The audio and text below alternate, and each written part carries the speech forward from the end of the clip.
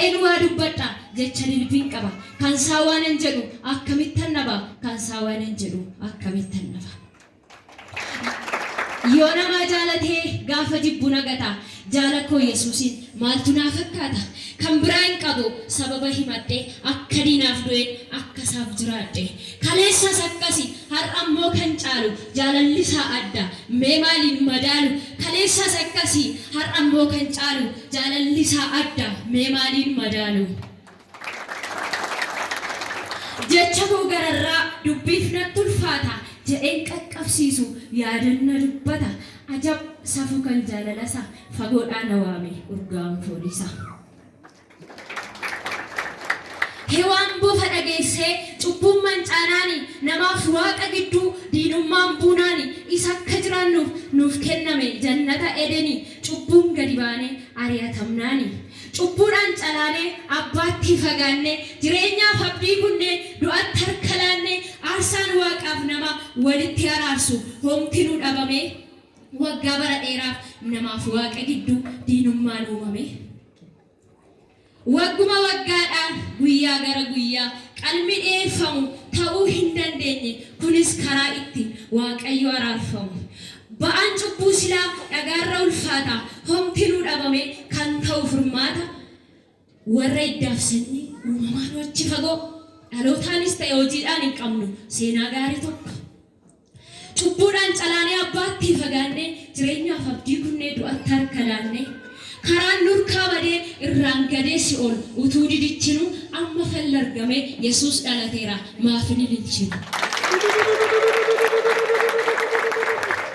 akkuma jedhame dubbiin dubbatame waaqni duruu ture sagalee jedhame namaaf nama ta'ee sagaleen foon uffate cubbuu keenya baachuuf namarraa dhalate gadhoof nuuf deebisee dallaa horii keessatti Yesuus dhalateera nu furuuf cubbuutti Yesuus dhalateera nu furuuf cubbuutti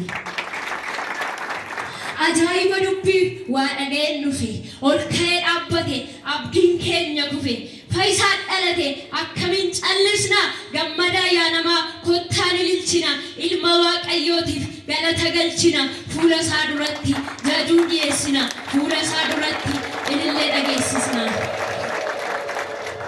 mucaan nuuf dhalatee ilma sarganneerra maqaa isaa fayyisaatti moggaafanneerra baga gammaddani Yesuus dhalateera abdiin keenya goge amma nuuf lateera abdiin keenya goge amma nuuf lateera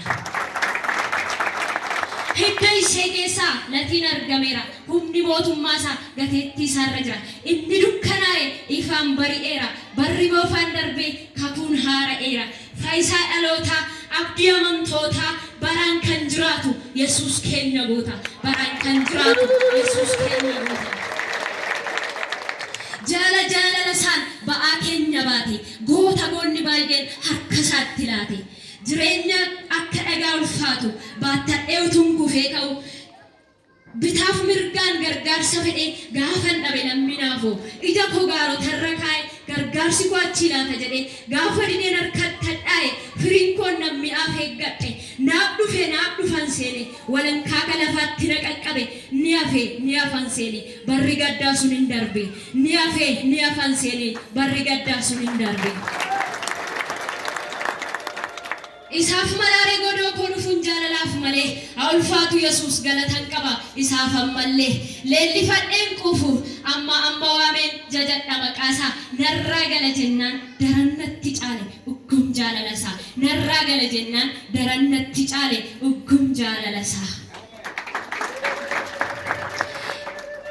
egaa walaloo koo xumuruufan jedha dogoggora koof dhiifaman sin gaafadha osoo hin xumuriin dhaamsa xiqqoon qaba Yesuus dhiyoo jira eenyu qophii qaba kun yeroodha kunis yeroo miti osoo hin jedhin irratti hojjedha gonfoo calaqqisaa mana bara baraa waaqarraa abdadha yoo rakkinni hammaate obsuma qabaadha yoo lolli hammaate jabaadhaa kadhadha qilleensi hammaatus jabaadhaa dhaabbadha hammuma dhumaatti jabaadhaa dhaabbadha isa dhuman qabne jireenya bara baraa waaqarraa argadha waan dhaggeeffattaniif guddaa galatoomaa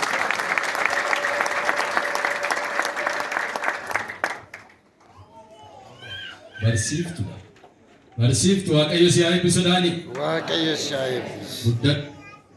ayyaanni isaa siif haa baay'atu ergaa guddaa waaqayyo nutti dubbatee garee aartii kana gara fuulduraatti